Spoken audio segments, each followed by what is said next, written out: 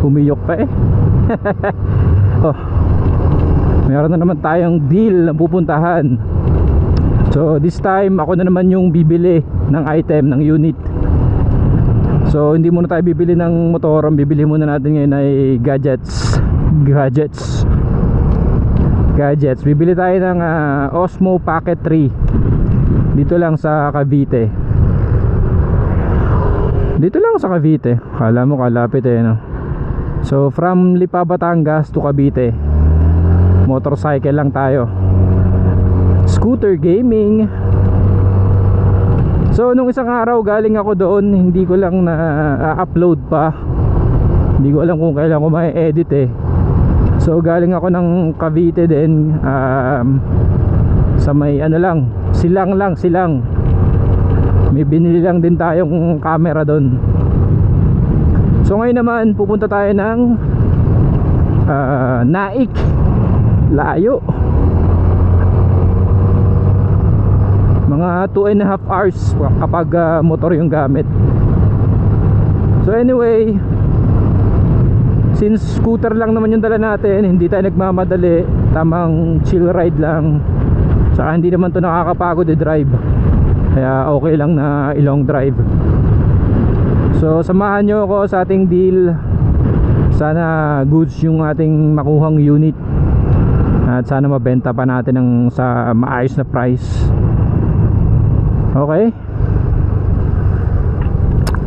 So dito ako dumaan sa may bypass road, sa may papuntang Balete. Ang labas ko nito ay sa may Inosluban.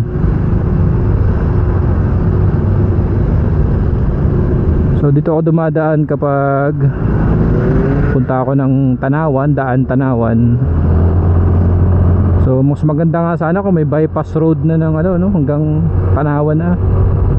Parang Startol ganon sa mga lower CC. Oh, sana wag umulan. So gamit pa rin natin tong Fatio na to. May mabait na scooter. So sa mga nakaraang buwan, taon, so nagkaroon tayo ng iba't ibang motor. So which is yun yung ating mga binay and sell. So hindi ako nakapag-upload sa page ko na Motor Rockers. So nagkaroon tayo ng expressway legal na 500cc at yung 700cc na CF Moto CLX 700.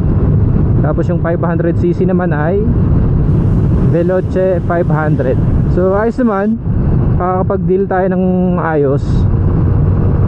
May mga nakakausap tayong mga bagong tao at diskarte kung paano mag-buy and sell ng motor or mapag-gadgets man.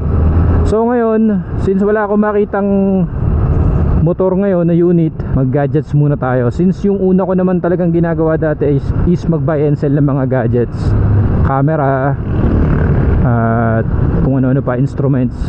So ngayon, camera ulit, punta tayo. Sana may ma-upload tayo dito sa ating channel na to. So yun pa rin, no, about motorcycles pa din yung ating page na Motor Rockers. Sasamahan ko lang ng mga ganitong trip. Since nagawa rin ako ng channel ko na parang mga gadgets, nararamdaman ko na yung ambon na. So since nga naging busy tayo this past few years, few years na, 2 years din talaga akong busy talaga eh. Sa trabaho, naglipat kami, at talaga wala akong maisingit na oras sa pag-edit or pagbi-video ng motovlog. So since ngayon parang nasusubok-subukan ko na ulit mag-video. So try natin na magsunod-sunod or pasulpot-sulpot kumbaga. So oras natin ay 3:15. Anong oras kayong dating natin sa Naik nito? Daan tayong Tagaytay sa may Sungay, tapos Indang. Yun na, dire-diretso na. Nung Nung isang araw galing ako dun eh, nagdasma pa nga ako. So medyo nasasaulo ko na yung ano, nakakabisado ko na yung Tagaytay, yung area ng Cavite. Medyo na-enjoy ko na yung pagra-rides dito sa may bandang Cavite. So magfo 4 wheel sana ako, kaso ang mahal ng gas, talagang lugi. Eh ito, maggasolina ka na ng 200 pesos, balikan ka na ng Tagaytay. Oh, balikan ka na ng Tagaytay, 200 pesos. So anyway, nandito na tayo sa may Malbar, Batangas. Balikan ko kayo mga paps, ride muna ako para makapag-focus ako sa daan.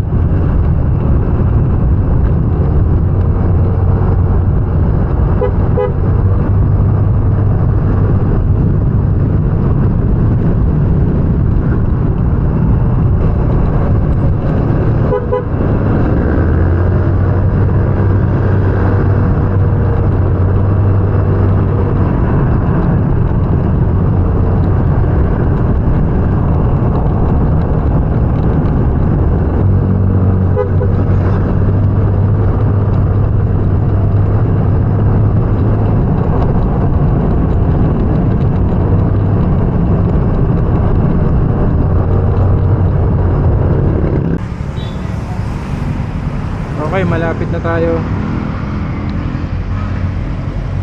Bali, nandito tayo sa may bypass road ng Naik, Dapak, Nia Road, Dapak.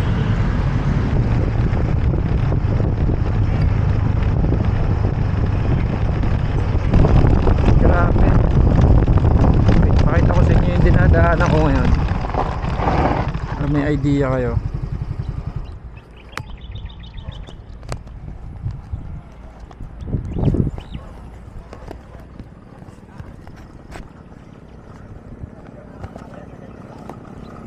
Ayan o. Bukid.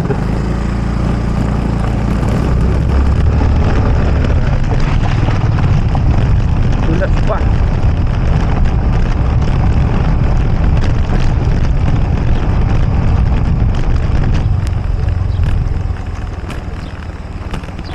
Kasi siya Pagsibol. Pagsibol ano? Village. Anong village po? May South, may Southern. Southern yata to. Southern? Wait lang boss ha. Southern dito sa Southern Luzon na dito yan. Sa akin kasi sarado pa. Pero sa akin lang dito. Salamat. Pero may kahit ka dito. Thank you, thank you.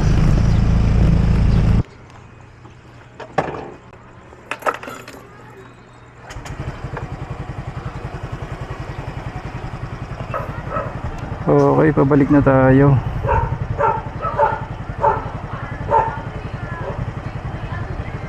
Malapit na daan ay 1 hour 16. Sige, 13 na tayo.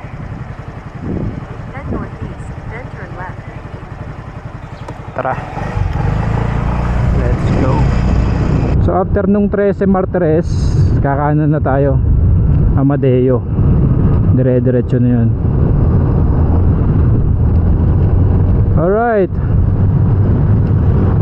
let's go.